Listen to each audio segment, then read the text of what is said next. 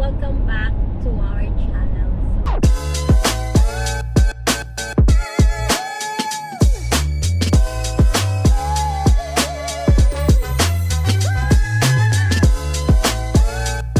So pupunta kami sa Mandarin to celebrate our 6th wedding anniversary.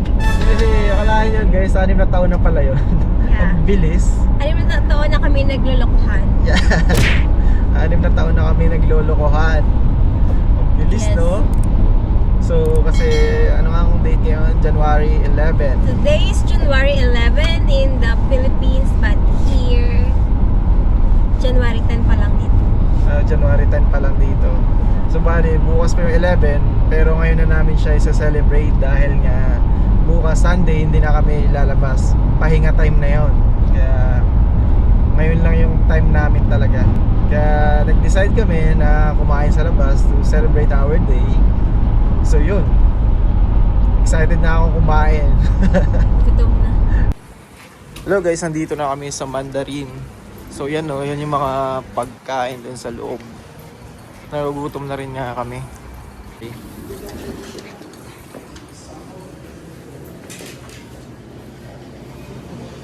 Yeah. Okay, tayo.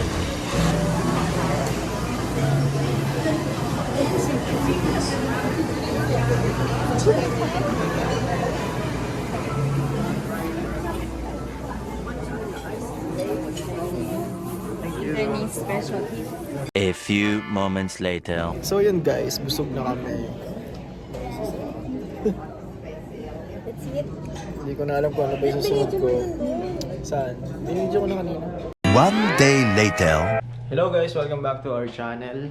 So dito nga pala kami ngayon sa bahay dahil ngayon ay Sunday. Wala kaming pupuntahan ngayon.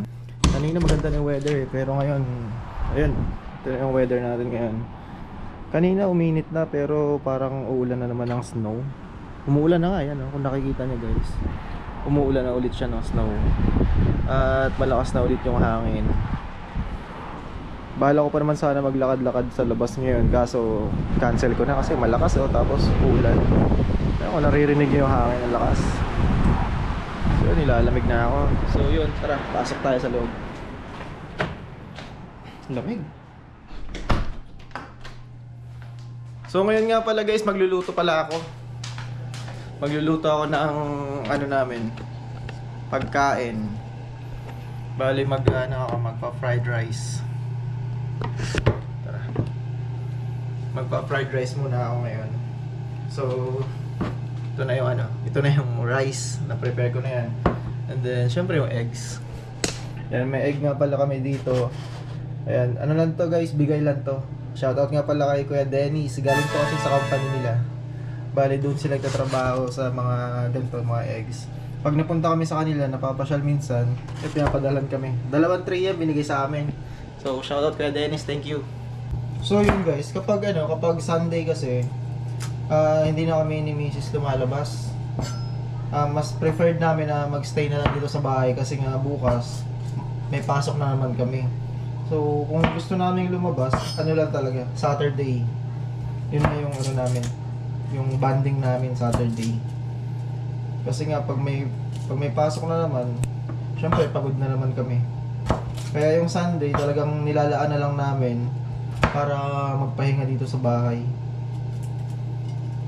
Para naman makapag-recharge ulit. Kasi bukas, trabaho na naman. So, ganun na yung buhay namin dito. Paulit-ulit lang. Kaya dapat kahit na sobrang busy, makapaghanap pa rin kayo ng time para gumala or mag-bonding, hindi yung puro trabaho lang. Mga 3 eggs lang siguro gagawin ko. Yan. Mas masarap kasi pag maraming itlog eh. So prepare natin to. Uy, nalaglag. Kaya maganda rin yung may mga kakilala dito guys. Ayan, minsan nabibigyan tayo ng libre kasi sila kuya nandun nagtatrabaho. Tapos hindi ko alam bakit sila nakakakuha nito. Siguro may sila, may tawag dito, ini-issuean sila siguro ng ganito. Parang yung kaibigan ko rin dun si Rafi, nagtatrabaho siya sa mga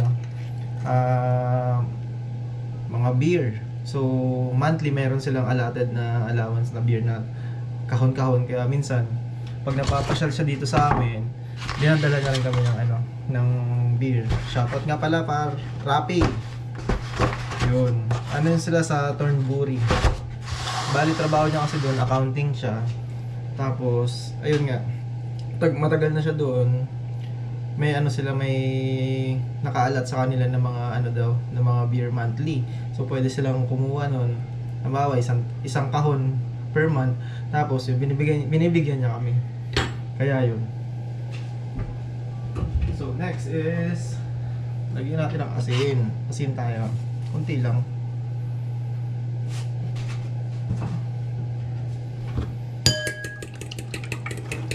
Madalas nagluluto dito guys, si Mrs. talaga. So since na nagkukulay siya ng buhok, ayun sabi ko ako na magluto. Try kong mag fried rice kasi paborito ko to yung fried rice. Or chahan, sa Japan kasi chahan to, napakasarap. Hindi ko makuha yung ganong luto pero at least fried rice siya, Tayo muna yung hari dito sa kusina ngayon. Bigyan natin ng konting mantika. Mazola ang gamit namin. Kasi ito yung mura. Doon tayo sa mura. Mahal ng bilihin dito Doon tayo sa mura lang.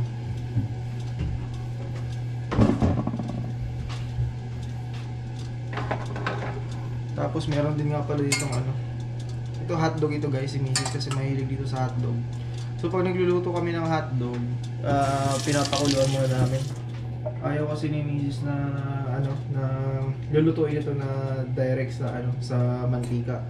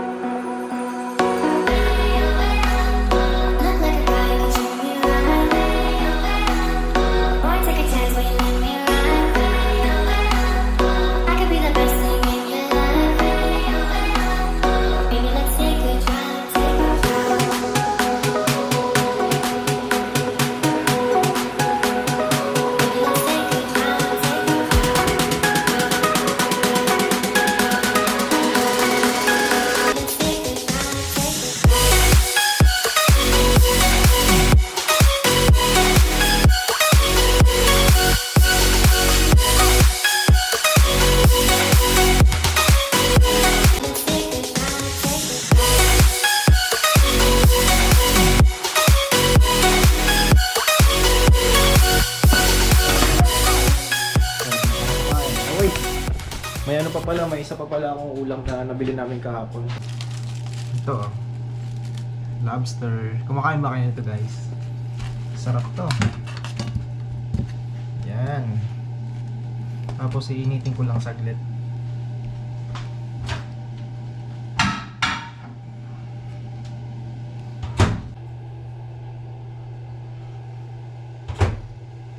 Yun, mainit na. Bango. Sarap talaga ito. Lobster, paborito to guys Oo. Ito yung aming kakainin ngayon. Bali lobster, fried rice, and then yung hotdog na pinaluto ni Mrs. So yun, tapos na ako magluto. Hintayin ko na lang si Mrs. para kumain na nga kami. One eternity later. So yun guys, while waiting tayo doon kay Mrs. kasi naliligo pa siya before kami kakain. Ito nga pala, i-share ko nga lang din kasi napanood ko yung latest na upload ni Par Gerson Villarico. May vlog kasi siya doon na regarding sa mga kabaro natin na skilled worker or mga welder na kakilala ng ng pinsan niya daw. So napanood ko doon na hindi na nga raw sila i-renew ng employer nila and then meron na lang silang remaining na 9 months to stay dito sa Canada. Nung napanood ko yun, medyo nalungkot ako syempre kasi welder din ako, and then nakakalungkot kapag may mga kababayan tayong nababalitaan na uuwi na lang kasi hindi na nga daw sila isusupport ng kanilang mga employer. So yun, kasi alam naman natin guys na skilled worker welder, malaki yung chance dito sa Canada na makakuha ka ng permanent residence kasi nga hindi man naman talaga yung trabaho na yan dito. At saka kunti lang yung mga nagwe-welding talaga. So kaya nga kumukuha pa sila ng mga temporary foreign workers para punuan yung kakulangan na empleyado ng kanilang company. But yun nga, kahit ganun pa man na kailangan talaga nila ng welder, ay giniba pa rin nila. So ano kaya yung dahilan bakit hindi na sila i-renew ni ng employer nila? Yun yung yung malaking katanungan. So kasi nga guys, ngayon dito sa Canada, sa patuloy na pagbabago ng rules, so which is nakarang taon pa naman ito nagsimula. Marami ng mga napapauwi. May kakilala rin nga ako na yun nga, yung sa vlog ko before, sa Quebec na kaibigan ko, magfo 4 years na siya dito, pero hindi na rin siya may renew ng employer nila. Bali, kasama niya nga rin yung kasama niya rin yung asawa niya, hanggang March na lang sila. So sinabihan naman sila ng employer na pwede naman kayo maghanap ng ibang employer ninyo habang may time pa kayo, para makasecure kayo ulit ng positive LAMIA at mabigyan ng work permit. Pero yun nga, mahabang panahon din silang naghanap pero wala talaga. Hindi talaga sila nakakita ng employer na magsusupport sa kanila ng bagong LMIA. So sa Quebec yun, no? Ayun, ngayon naman dito, yung nabalitaan ko nga sa vlog ni Park Gerson, dito lang sa Ontario. So mahirap na talaga ngayon mag-renew guys. So alam niyo kung bakit, dahil nga medyo tumaas yung standard para sa mga katulad naming mga temporary foreign workers. So specific nga sa mga welder, no? Kasi in order na makapag-renew ka ng bagong work permit at saka positive LAMIA, dapat kasi ang nasa rules ngayon ay binaba ng ASDC or ng Employment and Social Development Canada sa mga employer, ay dapat at least bigyan nila yung mga empleyado nila ng minimum wage threshold. Depende doon sa territory or province na kinabibilangan. So halimbawa dito sa Ontario, kapag welder ka, yung minimum wage mo dapat na ibabayad sa'yo ni employer ay dapat 36 Canadian dollars per hour or more than 36. So kapag below 36, so medyo alanganin na makakuha daw ng positive na LMIA. Yun nga lang, sa side ni employer, medyo mabigat siguro sa kanya yun, no? For example, yung mga empleyado na TFW nag-start ng 25, tapos para ma-renew sila, tataasan sila, magiging 36 or above pa. So kung 25 tapos magja-jump sa 36, medyo malaki, medyo mataas yung idadagdag na sahod. Baka si employer, kaya sila binitawan, hindi niya kayang i-provide yung ganong salary. So nakakalungkot lang naman na hindi na sila ma-renew dahil sa ganong problema. So hindi rin naman natin masisisi siguro si employer, kasi nga kung hindi niya naman talaga kayang ibigay yun, so bibitawan niya na lang. At siguro naisip niya rin na pwede na rin siyang kumuha inside Canada ng mga welder. Pero depende kasi sa yan guys, depende sa ginagawa nila or sa trabaho nila. So unlike kasi sa amin, mabigat kasi yung trabaho sa amin, wala talagang tumatagal. Kaya yung employer namin sumugal din ng i-retain. So sumunod sila doon sa ganong rules para lang magkaroon ng positive LAMIA at work permit. So actually September kami nag-expired last year yung 2 years na work permit namin. 4 kami, and then from September nakakuha na kami kaagad ng extension. So naka-implied yung status namin ngayon for 1 year, which is before yung mga kasama namin na nauna ni-renew, nakuha lang nila 6 months lang na extension. Medyo mahaba yun sa amin. Pero yung dalawa na sa mga kasama namin na ni-renew nung December, last December, so nakuha na agad nila yung approval ng new work permit. So now waiting na lang sila sa physical paper na work permit sa mailbox nila, kasi baka ngayong week darating na yun kasi may 2 weeks yata bago siya dumating. Bali, dalawa na lang din kami yung naghihintay pa. We're praying soon na sana dumating na rin, para ayun nga, wala na rin na iniisip. Yung bagong work permit nga pala na yun ay ang validity niya is 3 years. So yung 3 taon na yun guys, sobrang haba na yun. So dapat gamitin na yun na chance para mag-apply for permanent residence. Kasi yung unang work permit namin 2 years lang yun eh. So hindi pa kami nag-apply that time kasi nag-ano pa kami, kumbaga nag-iipon pa kami ng working hours namin na requirements para mag-apply ka. And then, good thing din yung employer naman namin ay nag-start na ng employer portal. Pero I don't know ngayon kasi nga medyo nagbago. Di ko alam kung may mga nag-reset na sinasabi nila. Di ko maintindihan kasi nga hindi ko rin naman research about that.